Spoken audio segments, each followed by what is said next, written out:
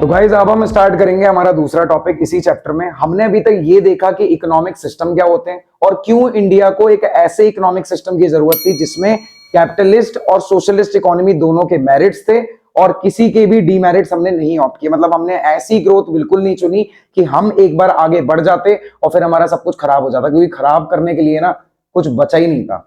जैसे तुम्हारे पास नहीं बचा, तुमने पहले से ही सब खराब कर रखा है अपना। ठीक है, मैं तो सही करने के लिए खड़ा हूं यहाँ पे। कोई नहीं, इंडिया को ही समझ लेते हैं, पहले चैप्टर पे आते हैं अपने। हमारा सेकंड टॉपिक है common goals of 5 year plan. क्या है common goals of 5 year plan? ठीक है, यहां पर क्या था, इसके नाम, ये जो टॉपिक का नाम है ना, यही हमें बताता है कि हमने क्या किया। अब देखो, हर देश की ना अपनी अपनी स्ट्रेटेजी होती है चलने की। ठीक है, इंडिया की भी एक स्ट्रेटेजी रही कि हमें चलना कैसे। अब देखो, तुम लोग जब पढ़ने बैठते हो तो तुम क्या सोचते हो कि यार हाँ, आज तो एक टॉपिक खत्म करके ही उठूंगा। ठीक है, और ये टॉपिक खत्म करने का मेन ऑब्जेक्टिव क्या रहेगा कि मेरे को ये आ जाएगा और कल टेस्ट है। तो मेन ऑब्जेक्टिव क्या था? टेस्ट था तुम्हारा, तुमने कर लिया। ऐसे ही इंडिया ने भी क्या सोचा कि ना भाई, देश बड़ा है और कमियां बहुत ज्यादा हैं इस देश में, लेकिन रिसोर्सेज नहीं है। तो हम क्या करते हैं, पहले पहले कुछ कमियों को ना स्टार्टिंग के सालों में ठीक करने की कोशिश करते हैं। तो उन्होंने ये सोचा कि ना हम 5-5 साल का टारगेट लेके चलते हैं। तो उन्होंने 5 ईयर प्लान इंट्रोड्यूस कर दिए, क्योंकि आईपीआर जो होता है, पहले इंडिपेंडेंट इंडिया का, भाई मैं अभी भी कह रहा हूं मोस्ट इंपॉर्टेंट, ठीक है, रेड अलर्ट है इस क्वेश्चन पे कि ना भाई पेपर में आएगा ही आएगा तुम्हारे एमसीक्यू में। जो फर्स्ट इंडिपेंडेंट इंडिया का आईपीआर हुआ था, ठीक है, कौन सा? फर्स्ट इंडिपेंडेंट इंडिया का आईपीआर कब हुआ? 1948 में। अब जो उसके प्लानर्स थे उन्होंने क्या बोला कि इस देश को चलाने के लिए ना हमें एक ऐसे इकोनॉमिक सिस्टम की जरूरत पड़ेगी जहां पर मेन रोल किसको दिया जाएगा? गवर्नमेंट को दिया जाएगा, और थोड़ा सा जो साथ में इंसेंटिवाइज रोल क्या होता है, जो साथ में ग्रोथ एंड डेवलपमेंट में पार्टिसिपेट करेगा गवर्नमेंट के, वो किसको दिया गया? प्राइवेट को दे दिया गया, मतलब इंडिविजुअल को दे दिया गया। क्योंकि मेनली ना दिक्कत आगे चल के आती है, अगर गवर्नमेंट को ही सब कुछ दे दिया जाता ना तो दिक्कत ये होती कि ना गवर्नमेंट के साथ रहते हुए मेन ऑब्जेक्टिव क्या होता है? सिर्फ सोशल वेलफेयरिंग करो। ठीक है, लोगों की सोशल वेलफेयरिंग करो। आपने देख लिया सोशलिस्ट इकोनॉमी क्या करती है। सोशलिस्ट इकोनॉमी लोगों की वेलफेयरिंग में लगी रहती है, लेकिन दिक्कत किसमें आती है? लो प्रोडक्शन एंड लो प्रोडक्टिविटी। ठीक है, जब गवर्नमेंट सिर्फ सोशल वेलफेयरिंग करेगी तो प्रोडक्शन एंड प्रोडक्टिविटी क्या हो जाएगी? कम हो जाएगी। प्लस प्रॉफिट मैक्सिमाइजेशन पीछे रह जाएगा। प्रॉफिट मैक्सिमाइजेशन पीछे रह जाएगा तो जीडीपी कहां चली जाएगी? बिल्कुल जमीन पे चली जाएगी। इसीलिए हमने क्या सोचा, एक इंडिपेंडेंट इंडिया में जहां में डेमोक्रेसी भी है और देखा जाए रिसोर्सेज भी कम है, तो हम एक मेन रोल देते हैं गवर्नमेंट को, क्योंकि गवर्नमेंट के पास क्या है? इन्वेस्टमेंट है। और यहाँ की जो जनता थी वो काफी गरीब थी, तो गवर्नमेंट जब भी इन्वेस्टमेंट करेगी, कुछ भी लेके आएगी देश में, तो वो गरीबों का ध्यान जरूर रखेगी। ये गरीब, ये मत बोला करो, ये सब नहीं होता। ठीक है, तो देखा जाए पहले इंडिपेंडेंट इंडिया का इंडस्ट्रियल पॉलिसी रेजोल्यूशन कब निकला? 1948 में। और देखा जाए फिर उसके बाद हमारे स्टार्ट होते हैं कि हमें क्या जरूरत थी, इकोनॉमिक प्लानिंग होती क्या? ठीक है, हमने इकोनॉमिक प्लानिंग करना स्टार्ट कर दिया। इकोनॉमिक प्लानिंग क्या होती है? हमारा टॉपिक है इकोनॉमिक प्लानिंग। इकोनॉमिक प्लानिंग का मतलब क्या होता है कि हम ये डिसाइड करने वाले हैं कि हम क्या करेंगे। हम बेसिकली ये सोचेंगे कि हम अपने रिसोर्सेज को यूटिलाइज कैसे करेंगे। हमारे पास क्या थे? हमारे देश के जो रिसोर्सेज थे ना, वो तो ऑलरेडी बहुत कम थे। कितने? बिल्कुल ना के बराबर ही थे, क्योंकि हमारी इकोनॉमी बिल्कुल स्टैग्नेंट थी। स्टैग्नेंट का मतलब रुके हुए थे। ठीक है, हम ना आगे बढ़ रहे थे, ग्रोथ बिल्कुल हो नहीं रही थी। तो हमने क्या सोच लिया, हमने सोचा कि ना हम इकोनॉमिक प्लानिंग करते हैं। इकोनॉमिक प्लानिंग का मतलब अभी मैंने आपको बताया। इकोनॉमिक प्लानिंग क्या होती है? How to utilise country resources, how to utilise country resources in a best possible manner. ठीक है, तो हमें ये डिसाइड करना था कि हमें ये रिसोर्सेज जितने बचे हुए ना, इनको यूटिलाइज करना कैसे। इसके लिए हमने इकोनॉमिक प्लानिंग करना स्टार्ट कर लिया। और अगर इकोनॉमिक प्लानिंग की बात की जाए तो इकोनॉमिक प्लानिंग हम कर रहे थे, लेकिन उससे पहले उन्होंने बोला कि एक प्लानिंग कमीशन बनाते हैं। ठीक है, एक प्लानिंग कमीशन बनाते हैं। प्लानिंग कमीशन क्या करेगी? प्लानिंग कमीशन एक ऐसी बॉडी थी जो कि हमारे लिए प्लान बनाएगी। ठीक है, हमारे इंडिया के लिए प्लान बनाएगी, प्लस उसका ऑब्जेक्टिव सेट करेगी, मतलब आपको एक रोड वे देगी, रोड पाथ देगी कि ना हमें चलना कैसे कैसे। ठीक है, उस प्लान को अचीव करने के लिए। तो प्लानिंग कमीशन बनाई गई कब? प्लानिंग कमीशन हमारी बन गई 1950 में। और पहला फर्स्ट 5 ईयर प्लान कब आया हमारा? फर्स्ट 5 ईयर प्लान आया हमारा 1951 में। इसको मेनली किसने एक तरीके से डिजाइन किया था? ये डिजाइन करवाया गया था, बेसिकली ये डिजाइन करवाया गया था सोवियत यूनियन से। किससे? सोवियत यूनियन से। ठीक है, उन्हीं के मतलब मेनली उन्हीं की जो दिमाग से उनकी जो सोच थी ना, उनके आइडियाज पे बेस्ड था ये 1951 का हमारा पहला प्लान। तो हमारा पहला 5 ईयर प्लान कब आ रहा है? 1951 में आ रहा है, ये इंपॉर्टेंट है आपके लिए। और लास्ट 5 ईयर प्लान कब आया है हमारा? लास्ट 5 ईयर प्लान आ रहा है हमारा 2012 में, जो कि 2012 से लेकर 2017 के बीच में था। उसके बाद हमारे गवर्नमेंट ने क्या किए, एक 3 एनुअल प्लान निकाले उन्होंने, ठीक है। 3 एनुअल प्लान आए हमारे, कब से लेकर कब तक आए? 1966 से लेकर 1969 तक। उसके बाद एक और एनुअल प्लान निकाला उन्होंने, एनुअल प्लान निकाला उन्होंने कब? 1 अप्रैल 1979, 1 अप्रैल 1979 से लेकर 31 मार्च 1980 तक, ठीक है। तो ये हमारा एक एनुअल प्लान आया। उसके बाद हमारे 2 और एनुअल प्लान आए, ठीक है। एनुअल प्लान कब आए? वो 1990 से लेकर 1992 तक। तो ये हमने कुछ अपनी इकोनॉमिक प्लानिंग करी थी इसी तरीके से, ठीक है। अब हमारे पास अगला टॉपिक क्या होगा? ये मेन इंपॉर्टेंट टॉपिक है भाई, एक बार इसका स्क्रीनशॉट ले लेना या फिर इसको पढ़ लेना ढंग से। और जो मैंने रेड से लिखे हुए ना, जैसे लास्ट 5 ईयर प्लान 2012 में आया, पहला 5 ईयर प्लान 1951 में आया, हमें इकोनॉमिक प्लानिंग के लिए प्लानिंग कमीशन की जरूरत पड़ी, ठीक है। और पहला जो 5 ईयर प्लान था वो सोवियत यूनियन से लिया गया, ठीक है। अब लेकिन ना ये छोटे छोटे प्लान से हमारा कुछ नहीं होने वाला था। हमारा देश इतना बड़ा था और इतनी कमियां थी, तो हमने क्या सोचा, हम लेंगे लॉन्ग टर्म प्लान्स, ठीक है। लॉन्ग टर्म प्लान्स क्या होंगे? हमारे पास ना बहुत टाइम होगा, ठीक है, उस प्रॉब्लम पे वर्क करने के लिए, ठीक है। इसीलिए तो 5 साल लिए पूरे, ठीक है, जिसको हम पंचवर्षीय योजना भी बोलते हैं। तो ये थे हमारे लॉन्ग टर्म प्लान, और लॉन्ग टर्म प्लान के अपने अपने ऑब्जेक्टिव होते थे। और हमने सीबीएसई सिलेबस सिर्फ कुछ कॉमन गोल्स पे चलेगा, ठीक है। आपका जो सिलेबस है ना वो रिस्ट्रिक्टेड है सिर्फ common goals of 5 year plan तक। मतलब जितने भी पंचवर्षीय योजनाएं आएंगी ना, उन सब में कॉमन क्या था, ठीक है, कि हम देश को कॉमनली कहां तक ले जाना चाहते थे, क्या गोल रखना चाहते थे।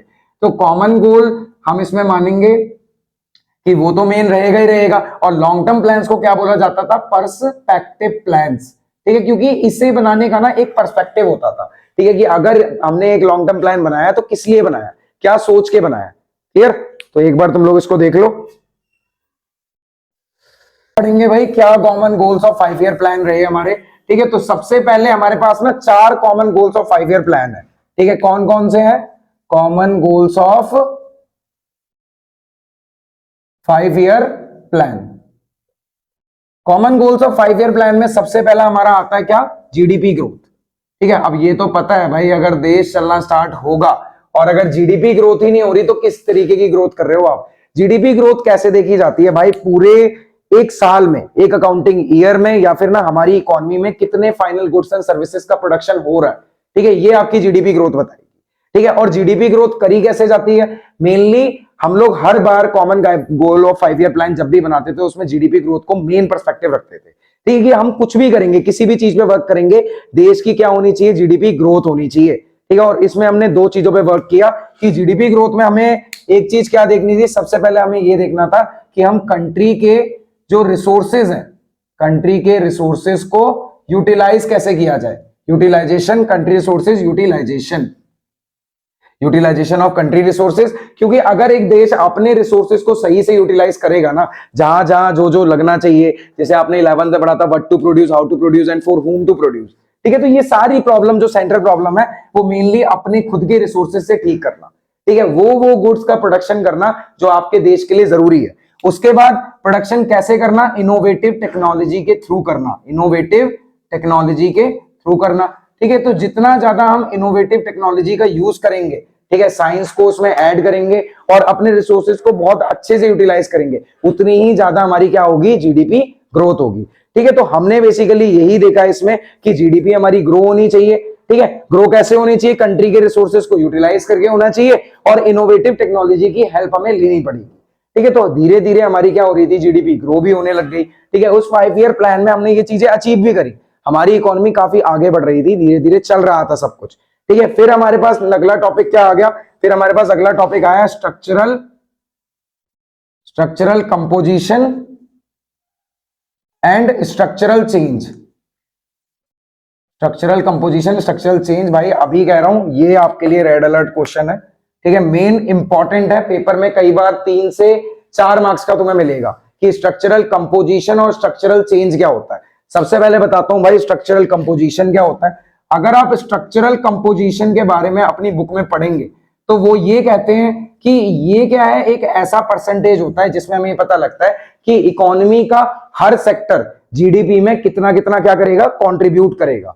ठीक है, क्या करेगा, दोबारा से बता रहा हूं कि स्ट्रक्चरल कंपोजिशन का मतलब होता है कि हमारी इकोनॉमी का हर सेक्टर जीडीपी में कितना कितना कंट्रीब्यूट करेगा।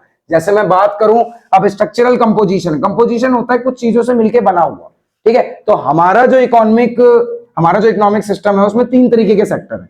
सबसे पहले हमारे पास एग्रीकल्चर सेक्टर। एग्रीकल्चर सेक्टर में कितना दे रहा था उस टाइम की अगर बात की जाए तो एग्रीकल्चर सेक्टर कम से कम 21.82% जीडीपी में क्या कर रहा था, कंट्रीब्यूट कर रहा था।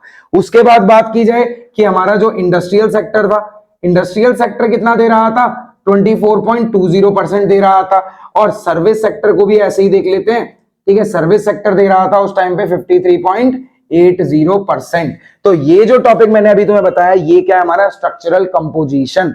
दोबारा बता देता हूं कि जब भी बात होगी स्ट्रक्चरल कंपोजिशन की और स्ट्रक्चरल चेंज की तो हम यही बोलेंगे स्ट्रक्चरल कंपोजिशन क्या होता है कि एक इकोनॉमी में, ठीक है, हर सेक्टर कितना कंट्रीब्यूट करता है, कितने कितने परसेंट ऑफ जीडीपी कंट्रीब्यूट कर सकता है। ठीक है, आप लोग इसे जरा एक बार देख लो, उसके बाद अगला बताता हूं। देख लिया तुम लोगों ने, चलो आगे बढ़ते हैं। ठीक है, अब हमारे पास क्या आएगा, मैंने तुम्हें स्ट्रक्चरल कंपोजिशन बता दिया। अब देखते हैं स्ट्रक्चरल चेंज क्या होता है।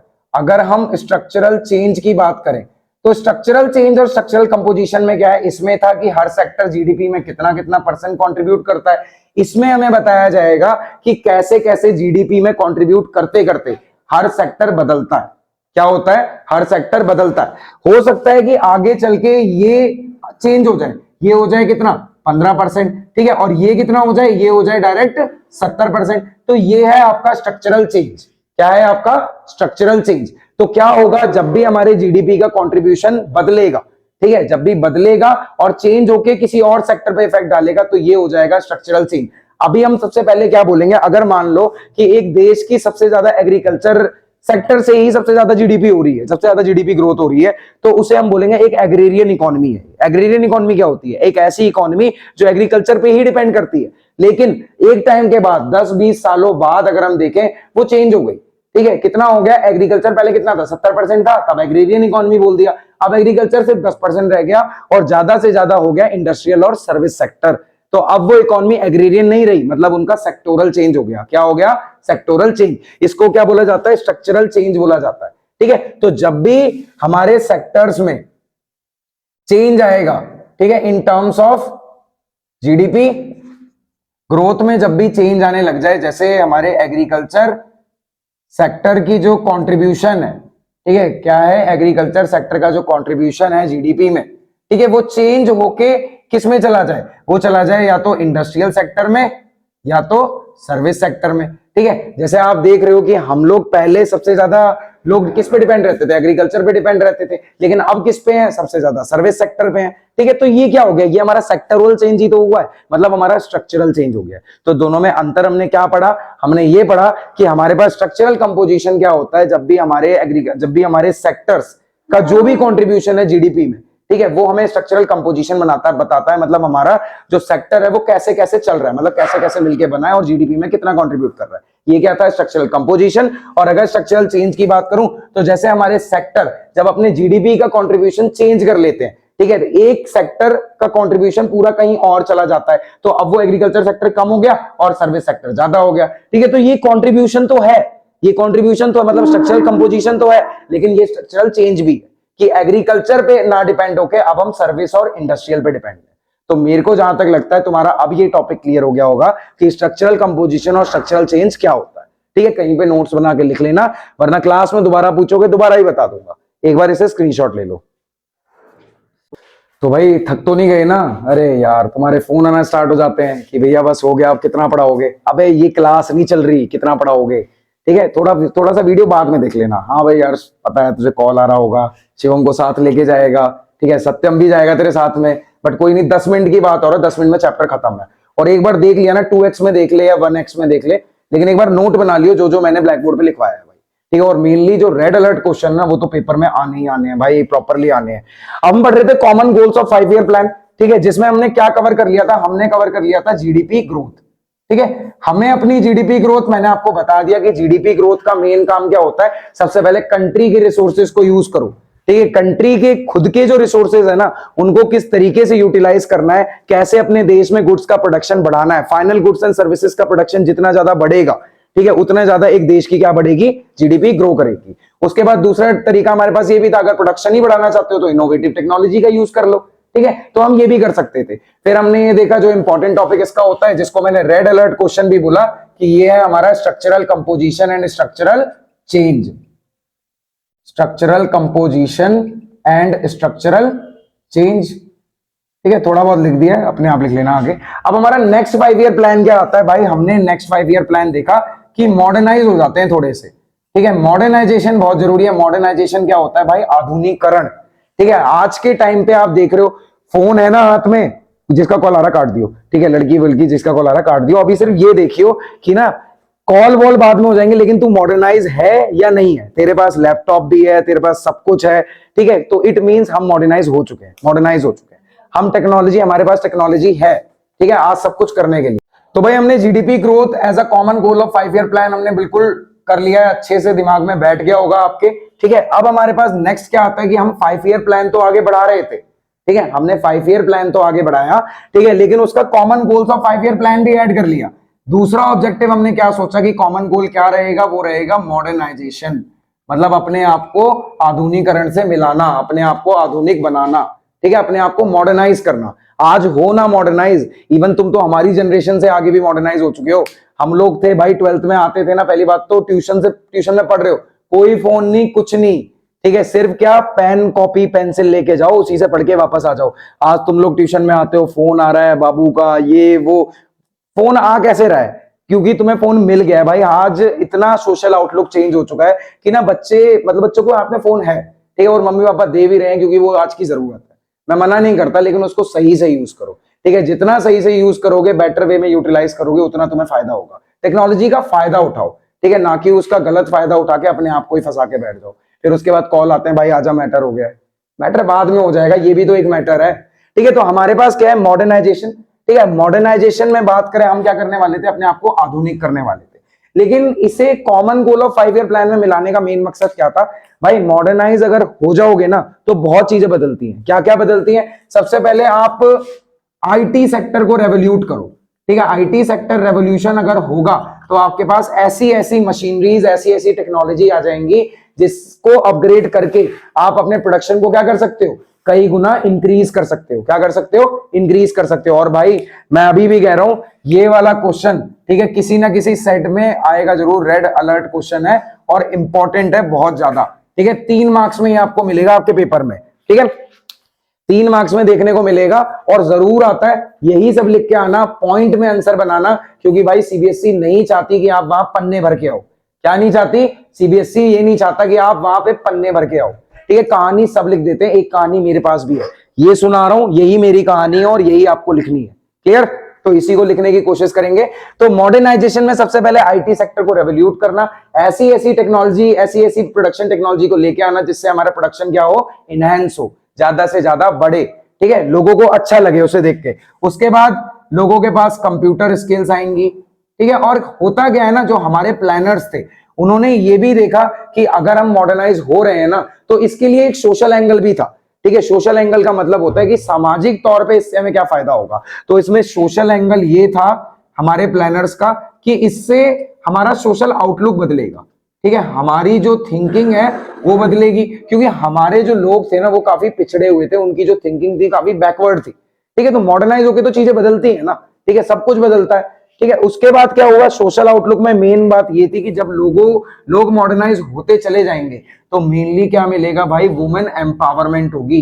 वुमेन एम्पावरमेंट क्या होता है, वुमेन एम्पावरमेंट होता है भाई एक औरत के हाथ में वो पावर देना जो आज एक मैन के हाथ में भी है, ठीक है। क्योंकि आज आप देख रहे हो कि ना लड़की रात में 9-10 बजे कहीं नहीं जा सकती, ठीक है, इक्का दुक्का चली जाएंगी, ठीक है। अब आप मतलब कुछ कुछ फैमिलीज अलाउ कर देती हैं जो मतलब जिनकी थिंकिंग है सही है, ठीक है, बट हर जगह। लेकिन अब मैं थिंकिंग की बात करूं ना, थिंकिंग उनकी भी सही है जो अलाउ नहीं कर रहे हैं, ठीक है, ये बात नहीं है। क्योंकि आप माहौल देख लो ना, आज का माहौल भी तो उस हिसाब से नहीं है, ठीक है। तो बेसिकली आपको वुमेन एम्पावरमेंट करना पड़ेगा, ठीक है, उस टाइम की जरूरत थी कि अगर हम मॉडर्नाइजेशन कर रहे हैं तो अपनी सोच को भी तो मॉडर्नाइज करो।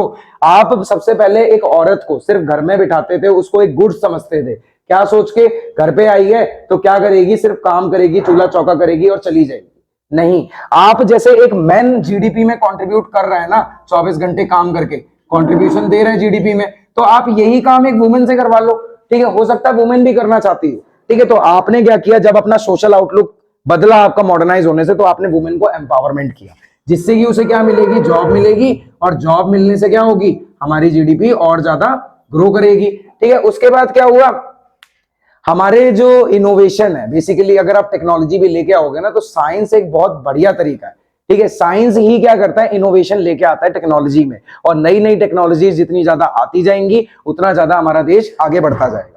तो हमारे प्लानर्स को ये नीड बहुत पहले लग गई थी कि जब भी हम 5 ईयर प्लान बनाएंगे तो उसमें एक सेकंड 5 ईयर प्लान में ना, मतलब जो हमारे आगे के प्लान्स आएंगे उसमें सेकंड ऑब्जेक्टिव किसको रखेंगे, हम मॉडर्नाइजेशन को। तो हमने इसमें क्या क्या देखा, मॉडर्नाइजेशन होगा आईटी सेक्टर में होगा, उसके बाद इससे क्या होगा, हम कंप्यूटर स्किल्स वगैरह, या फिर बीपीओ की बात करें, मेन टॉपिक बीपीओ। ठीक है, कई बार बीपीओ से भी क्वेश्चन आ जाता है, और बीपीओ बच्चों को पता ही नहीं होता कि बीपीओ होता क्या है। भाई बीपीओ क्या है, हमारा business process outsourcing. 11th class में आपने चैप्टर 5 में पढ़ा होगा बिजनेस स्टडीज में। ठीक है, आपने बीपीओ पढ़ा है, आपने केपीओ पढ़ा है, ये सारे आपके काम के, बिजनेस प्रोसेस आउटसोर्सिंग। ये भी किस चीज से रिलेट करता है, ये भी रिलेट करता है आपके आईटी सेक्टर से। कैसे रिलेट करता है, बिजनेस प्रोसेस आउटसोर्सिंग क्या होता है, बेसिकली बिजनेस को प्रोसेस करना, लेकिन आउटसोर्सिंग से। आउटसोर्सिंग एक ऐसी एक्टिविटी है जिसमें आप क्या करते हो, आपको अगर कोई काम है ना, ठीक है, आपको, आप एक कंपनी, ठीक है, बेसिकली आपने एक प्रोडक्ट डिजाइन कर लिया, ठीक है, अब आपको उसके लिए क्या चाहिए, एक ऐसे कुछ ऐसे लोगों की जरूरत है, जब हमारा प्रोडक्ट कस्टमर के पास जाएगा तो वो कंप्लेंट कॉल से जब करेंगे तो उसके लिए एक कॉल सेंटर की जरूरत है। तो उसमें जो बंदे बिठाए जाएंगे ना, तो आप एक ऐसी कंपनी से बात करोगे कि वो कुछ बंदे आपको दे दे, और वो सिर्फ आपकी कंपनी के साथ जुड़ के call centre, as a call centre काम करेंगे। तो बेसिकली ना, आउटसोर्सिंग का मतलब सिंपल भाषा में अगर बताऊं, इससे पहले वाला नहीं समझ आया, सिंपल भाषा में बताता हूं। अगर कोई भी इंपॉर्टेंट काम आपको कराना है, छोटा मोटा काम है जो आपकी कंपनी जिसमें स्पेशलाइज नहीं है, ठीक है, तो वो किसी और कंपनी को करने को दे दो आप। जैसे गूगल, आपको क्या लगता है गूगल हर काम खुद कर लेता होगा? नहीं, कुछ कुछ चीजें वो आउटसोर्स भी करता है, दूसरे देशों को दे देता है, क्योंकि कुछ देश हैं जो किसी काम में, किसी ना किसी काम में क्या है, माहिर है। ठीक है, जैसे तेल है, तेल तो दूसरे देशों से ही मिल जाएगा, लेकिन हम क्या करते हैं, हम ऐसे देशों से निकालते हैं या ऐसे देशों से लेते हैं जिनके पास क्या है, सबसे ज्यादा है। ठीक है, अब्यूंडेंट सोर्सेज है। तो बेसिकली आउटसोर्सिंग क्या होता है, ठीक है, अपना काम दूसरे देशों से कराना, आउटसोर्स करना। ठीक है, तो वो काम वो कंट्री बहुत अच्छे से करेगी रेदर देन हमारे। क्लियर है? तो हमने मॉडर्नाइजेशन में पढ़ लिया आईटी सेक्टर रेवोल्यूशन, जिसमें हमने देखा बीपीओ, बिजनेस प्रोसेस आउटसोर्सिंग। फिर हमने देखा कि हमारे प्लानर कह रहे थे कि इसमें एक सोशल एंगल है जो कि सोशल आउटलुक को बदल देगा। सोशल आउटलुक बदल देगा मतलब वुमेन एम्पावरमेंट होगी, वुमेन एम्पावरमेंट होगी, उनको जॉब मिलेगी, जॉब मिलेगी, जीडीपी की ग्रोथ और ज्यादा होगी ही होगी। उसके बाद और क्या होगा मॉडर्नाइज होने से, कि हमारी थिंकिंग खुलती जाएगी। ठीक है, हम और ज्यादा समझदार बनते जाएंगे। हम क्या करेंगे, हम ऐसे नहीं रहेंगे कि सिर्फ वुमेन को दबाते रहें। क्लियर? दबाने का मतलब होता है कि उसकी सोच को दबाना, उसको सिर्फ घर में ही रखना। क्लियर? तो ये हमारा मॉडर्नाइजेशन भी यहाँ पे खत्म होता है। अब हमारे पास अगली चीज क्या आएगी, हमारे पास अगली चीज आएगी मॉडर्नाइजेशन के टॉपिक से, कि हमारे प्लानर्स को ना एक दिक्कत आई। ठीक है, उन्होंने ये सोचा था कि जब हम प्लानिंग कर रहे हैं तो ये जो मॉडर्नाइजेशन है ना, मॉडर्नाइजेशन क्या करेगा कि अगर मॉडर्न टेक्नोलॉजी आई तो एम्प्लॉयमेंट जनरेशन भी होगा। क्या होगा? एम्प्लॉयमेंट जनरेशन होगा, मतलब लोगों को रोजगार मिलेगा। ठीक है, लेकिन ये चीज एक क्वेश्चन बन के रह गई कि ये स्टेटमेंट कॉन्ट्राडिक्टरी है या फिर आपके लिए क्या है, एक तरीके की कॉम्प्लीमेंट्री है। ठीक है, अब कॉम्प्लीमेंट्री और कॉन्ट्राडिक्टरी क्या होते हैं? स्पेलिंग्स पे मत जाना, बस बातों पे जाना। मैंने लिखा कॉन्ट्राडिक्टरी या फिर कॉम्प्लीमेंट्री। ठीक है, तो हमारे पास एक क्वेश्चन इस चीज से भी आता है, ये भी रेड अलर्ट है, पूरा मॉडर्नाइजेशन का क्वेश्चन ही बढ़िया होता है।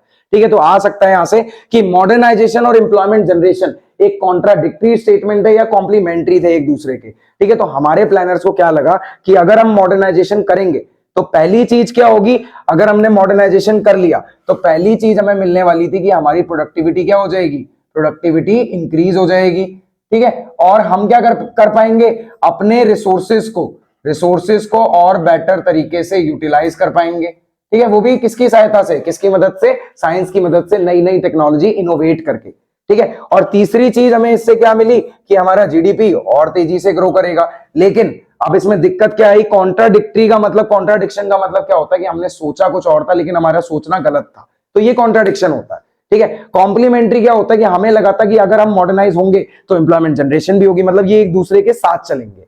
बट हुआ क्या, इन दोनों के बीच में डाइकोटॉमी जो है इनकी, डाइकोटॉमी ये एक ऐसा वर्ड है जो अपने आप में एक क्वेश्चन क्रिएट कर देता है। ठीक है, ये पेपर में बहुत बार आता है, बच्चों को पता ही नहीं चलता, सिर्फ पूछते रह जाते हैं भैया ये डाइकोटॉमी क्या है।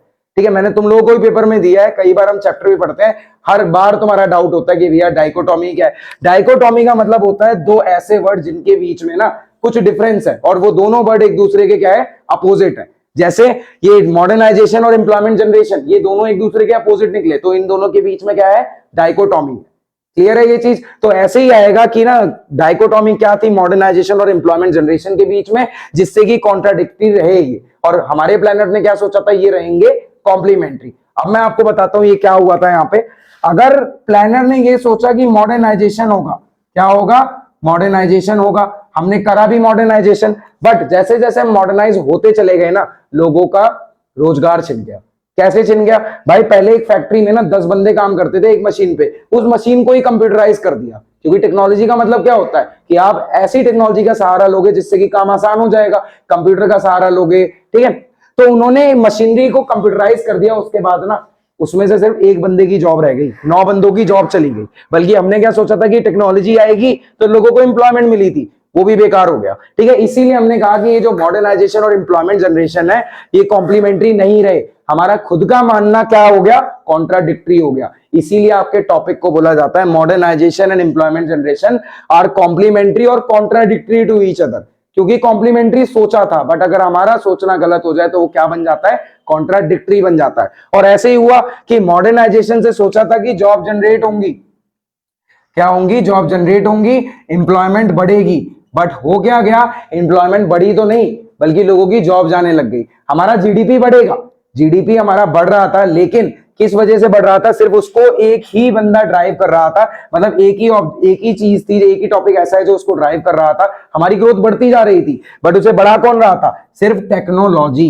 कौन बढ़ा रहा था, टेक्नोलॉजी बढ़ा रही थी। और इंडिया जैसे देश में ना अगर टेक्नोलॉजी से जीडीपी बढ़ रहा है तो भाई बेकार है, क्योंकि इंडिया एक ऐसा देश है जहां पे लोगों के पास ना रोजगार नहीं है। इंडिया को तब बढ़ता हुआ माना जाएगा जब क्या होगा, वहां पे लोगों को रोजगार मिलेगा। ठीक है, ज्यादा से ज्यादा जॉब मिलेंगी। बल्कि यहाँ क्या हो रहा था, यहाँ तो उल्टा हो गया। और ये जो उल्टा पुल्टा हो गया ना, इसको इकोनॉमिक टर्म में क्या बोलते हैं, जॉबलेस ग्रोथ। ठीक है, तो हमारी इकोनॉमी जा रही थी जॉबलेस ग्रोथ की तरफ। इधर जा रही थी जॉबलेस ग्रोथ की तरफ। क्लियर हो गया पूरा मॉडर्नाइजेशन? तो भाई देखा जाए अभी तक हमने इस चैप्टर में क्या पढ़ा, अभी मैंने तुमको मॉडर्नाइजेशन पढ़ाया था। ठीक है, मॉडर्नाइजेशन में हमने क्या क्या सीखा। मॉडर्नाइजेशन का मतलब था आधुनिकरण। हम क्या करने वाले थे, हम अपना जितना भी प्लान चला रहे थे हम उसको आगे बढ़ाने में टेक्नोलॉजी का सहारा लेने वाले थे। तो हमने सबसे पहली चीज क्या करी, साइंस को साथ लिया, क्योंकि साइंस एक ऐसी चीज है जो आपके फार्म हो गए, फैक्ट्रीज हो गए, इसमें एक ऐसी टेक्नोलॉजी का यूज करेगी और इनोवेशन लेके आएगी जिससे कि आपकी ग्रोथ क्या हो जाएगी, जीडीपी की बिल्कुल आसमान छुएगी। तो आसमान को टच करवाने के लिए हमने आईटी सेक्टर के साथ क्या लिया, बीपीयू, जिसको क्या बोला जाता है, बिजनेस प्रोसेस आउटसोर्सिंग। अब बिजनेस प्रोसेस आउटसोर्सिंग मैंने तुम्हें बताया था मॉडर्नाइजेशन में कि क्या होता है, जब आप अपना काम किसी और कंपनी को सौंप देते हो और उससे वो काम करवाते हो, उसे बीपीओ बोला जाता है। और इसमें एक सोशल एंगल भी उन लोगों ने देख लिया, हमारे प्लानर ने, कि वुमेन को एम्पावर कर दो। फिर हमने अगला टॉपिक पढ़ लिया कि यहाँ पे मॉडर्नाइजेशन और एम्प्लॉयमेंट जनरेशन एक दूसरे के कॉम्प्लीमेंट्री होने चाहिए, बट निकले क्या, कॉन्ट्राडिक्टरी निकले। मतलब जैसा सोचा था वैसा बिल्कुल नहीं हुआ। अब हमारा third common goal of 5 year plan क्या आता है, ये आता है हमारे पास self reliance and self sufficiency. Self reliance और सेल्फ सफिशिएंसी का मतलब क्या होता है, ये सबको पता होगा। सेल्फ रिलायंस का मतलब होता है कि किसी और कंट्री पे फाइनेंशियली डिपेंड ना होना, मतलब किसी और के आगे भीख ना मांगना। ठीक है, तो इंडिया अपने आप को सेल्फ रिलायंस बनाना चाहता था कि अगर मैंने दूसरों के आगे हाथ फैलाए तो फिर तो हम कहीं पहुंच ही नहीं पाएंगे। और दूसरी चीज वो क्या चाहता था, वो चाहता था कि हम सेल्फ सफिशिएंट भी हो जाएं।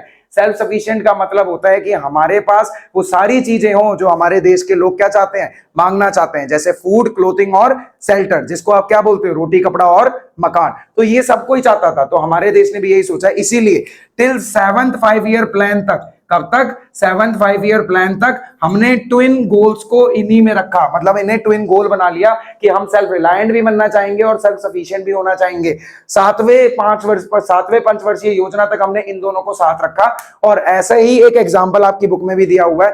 हुआ क्या था, जब इंडिया और पाकिस्तान की लड़ाई चल रही थी 1965 में, तो यूएसए ने इंडिया को बोला कि आप या तो वॉर रोक दो पाकिस्तान के साथ, अदरवाइज हम आपका जो एक्सपोर्ट है यहां से बिल्कुल रोक देंगे ग्रेन का। उस टाइम पे मजबूरन हमारी पॉलिटिकल फ्रीडम क्या है, हमसे छीन ली गई, ठीक है, क्योंकि जब हमारा मैटर किसी और देश के साथ चल रहा है, ठीक है, हमारी लड़ाई किसी और देश के साथ चल रही है, तो कोई और तीसरा हमारे बीच में नहीं आ सकता। बट यूएसए ने ऐसा किया और हम लोग उस टाइम दबाव में थे, क्योंकि हम लोग क्या नहीं थे, हम लोग सेल्फ सफिशिएंट नहीं थे, हमारे पास उतना सब कुछ नहीं था कि हम अपने देश के लोगों को टाइम पे खिला पाते, ठीक है। तो इसीलिए ये चीज बहुत जरूरी थी। तो हमने इस ऑब्जेक्टिव को अपना सबसे मेन ऑब्जेक्टिव बना लिया कि इन दोनों में जरूर हमें आगे बढ़ना ही बढ़ना है, ठीक है। हमने ग्रीन रेवोल्यूशन भी इसीलिए किया कि एक बार खाने को होगा ना तो दूसरों के आगे हाथ फैलाना नहीं पड़ेगा। तो बिल्कुल आखिरी common goal of 5 year plan अब क्या बचा है हमारे पास? बचा है इक्विटेबल डिस्ट्रीब्यूशन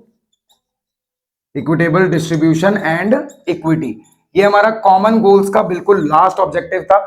इक्विटेबल डिस्ट्रीब्यूशन का मतलब क्या होता है, जब हमारा देश आगे बढ़ेगा ना धीरे धीरे, और देखा जाए उसके बेनिफिट सिर्फ हैंडफुल लोगों तक ही रहेंगे, हैंडफुल मतलब कुछ ही लोगों तक रहेंगे, तो उसकी ग्रोथ का ना कोई फायदा नहीं है। मतलब देखा जाए रिचर और रिचर होते जा रहे हैं हमारी ग्रोथ से, और पुअर होते जा रहे हैं। तो आप चाहते हो ऐसा देश हो? बिल्कुल नहीं चाहते। तो ये इक्विटेबल डिस्ट्रीब्यूशन नहीं है। अगर इक्विटेबल डिस्ट्रीब्यूशन हो रहा है तो हमारे प्लानर ने सिर्फ ये सोचा कि ये across all section of the society तक रहे। मतलब पहली चीज उन्होंने क्या सोच ली? पहली चीज उन्होंने ये सोच ली कि रिच और रिचर ना बने और पुअरर ना होता जाए। दूसरी चीज उन्होंने क्या सोची? उन्होंने सोचा कि across all section of the society, दोबारा बता रहा हूं, across all section of the society सबको बेनिफिट मिलने चाहिए। उसके बाद हमारे प्लानर ये भी सोचते थे कि एटलीस्ट इतनी इनकम तो लोगों को मिले कि अपनी बेसिक जो जरूरतें हैं लाइफ की वो तो पूरी हो जाए उस इनकम में। मतलब रोटी कपड़ा और मकान, मतलब रोटी कपड़ा और मकान अगर आपकी पूरी हो जाती है, मतलब फूड शेल्टर और क्लोथिंग, तो हम कह देंगे कि हाँ ये इक्विटेबल डिस्ट्रीब्यूशन है।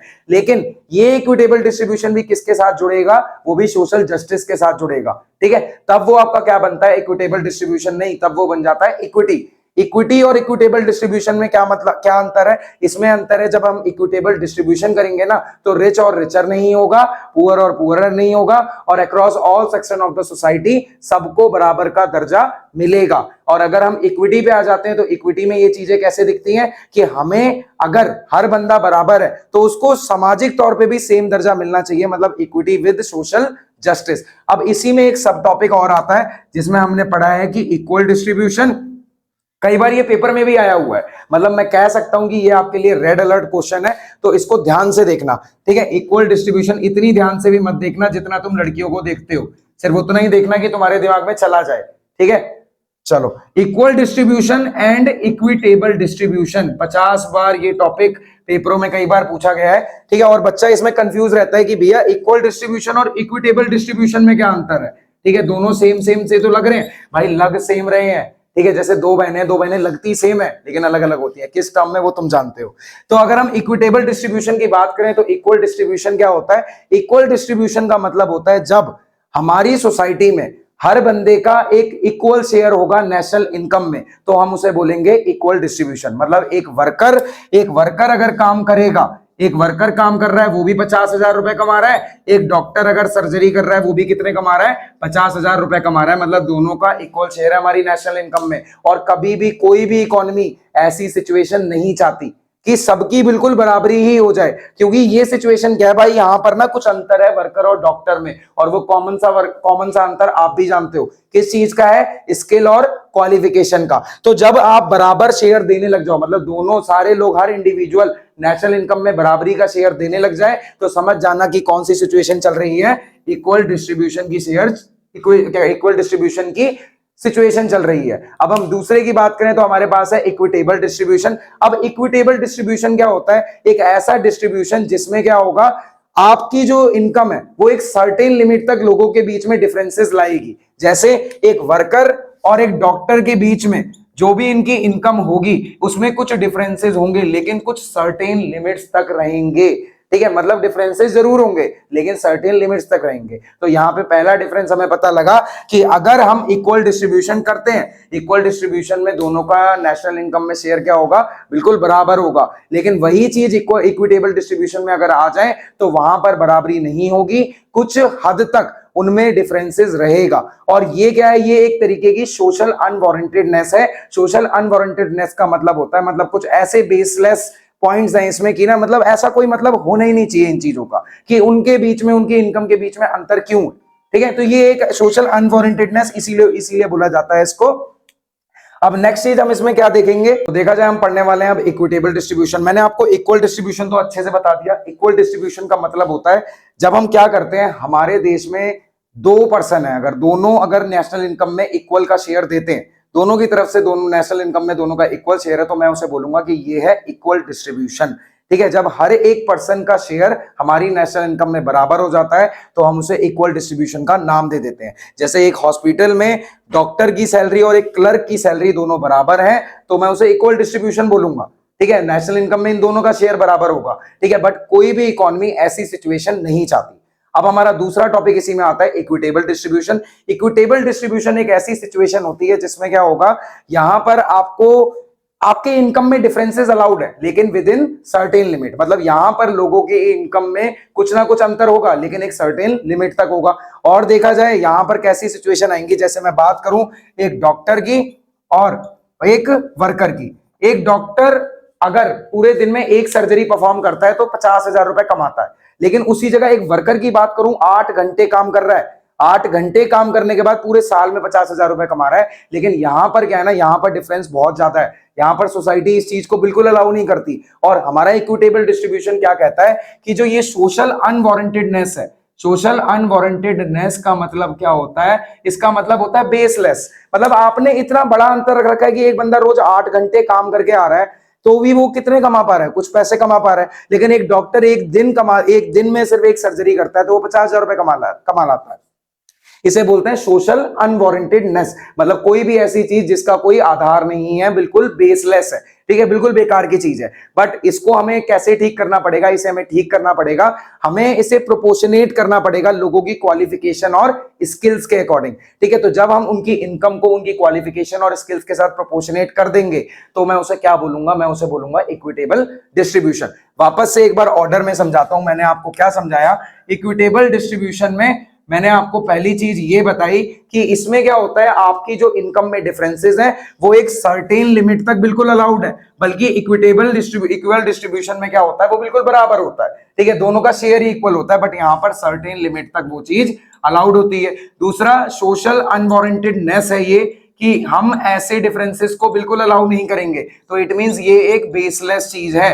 अगर एक वर्कर 8 घंटे काम करे तब भी पूरे साल में 50,000 रुपए कमाए, एक डॉक्टर एक सर्जरी करे तब भी 50,000 रुपए कमाए, इतने बड़े बड़े डिफरेंसेस को बिल्कुल भी अलाउ नहीं किया जाएगा। इसीलिए इनको ठीक करना बहुत जरूरी है, इनकी क्वालिफिकेशन और स्किल्स के साथ इनको क्या कर दिया जाए, प्रोपोर्शनेट कर दिया जाए, मतलब एक प्रोपोर्शन में बांटा जाए, ठीक है, जिससे कि साफ पता लगे, ठीक है, साफ पता लगे, हाँ, जिससे कि साफ पता लगे कि यहां पर क्वालिफिकेशन और स्किल्स की वजह से ही चीजें क्या करी गई हैं, बांटी गई हैं।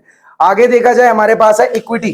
अब इक्विटी क्या होता है, मतलब होता है in terms of distributable of income, जब आपकी इकोनॉमिक ग्रोथ सोशल जस्टिस के साथ होती है तो वो क्या कहलाती है, इक्विटी कहलाती है, ठीक है। अब हम बात करें अगर हमारी सही में इकोनॉमिक ग्रोथ सोशल जस्टिस के साथ चले, ठीक है, तो वो ग्रोथ सिर्फ एक ग्रोथ नहीं रह जाती, वो क्या बन जाती है, वो बन जाती है डेवलपमेंट, ठीक है। कौन सी ग्रोथ कहलाती है फिर, वो बन जाती है, हमने ग्रोथ को ही क्या कर दिया, डेवलपमेंट में कन्वर्ट कर दिया, ठीक है। इसीलिए हमारे प्लानर्स ने क्या किया, इक्विटी विद सोशल जस्टिस को एक ऑब्जेक्टिव बना लिया। क्लियर है ये चीज, इक्विटी विद सोशल जस्टिस को एक ऑब्जेक्टिव बना लिया और उन्होंने आगे तक यही सोचा, ठीक है, कि हमारी जो नीड्स हैं उसके साथ हम ग्रोथ तो करेंगे लेकिन सोशल जस्टिस के साथ करेंगे। तो हमारे प्लानर्स क्या करते चले गए, ये जितने भी common goals of 5 year plan है इसको हमारे प्लान टू प्लान सारे 5 ईयर्स प्लान में अप्लाई करते चले गए। और उनका मेन ऑब्जेक्टिव क्या था कि across all section of the society सबको बराबर का दर्जा मिलता जाए, कि देश आगे बढ़े तो उसके लोग भी आगे बढ़े, उनको बिल्कुल भी दिक्कत ना है अपनी बेसिक अमेनिटीज ऑफ लाइफ, मतलब जो हमारी बेसिक अमेनिटीज है लाइफ की, रोटी कपड़ा और मकान, जिसको हम फूड शेल्टर और क्लोथिंग भी कहते हैं, ऐसी चीजें अफोर्ड करने में कोई भी दिक्कत ना हो। ठीक है, तो आपका चैप्टर यहीं पे खत्म होता है। हमने इसमें क्या क्या पढ़ा? हमने पढ़ा इकोनॉमिक सिस्टम के बारे में, जिसमें हमने मिक्स इकोनॉमी अपनाई। उसके बाद हमने common goals of 5 year plan पढ़े, जिसमें मैंने आपको सिर्फ 4 चीजें बताई। क्या क्या बताया? पहले जीडीपी ग्रोथ बताया, उसके बाद मॉडर्नाइजेशन बताया, उसके बाद मैंने आपको बताया कि यहाँ पे है self reliance and self sufficiency,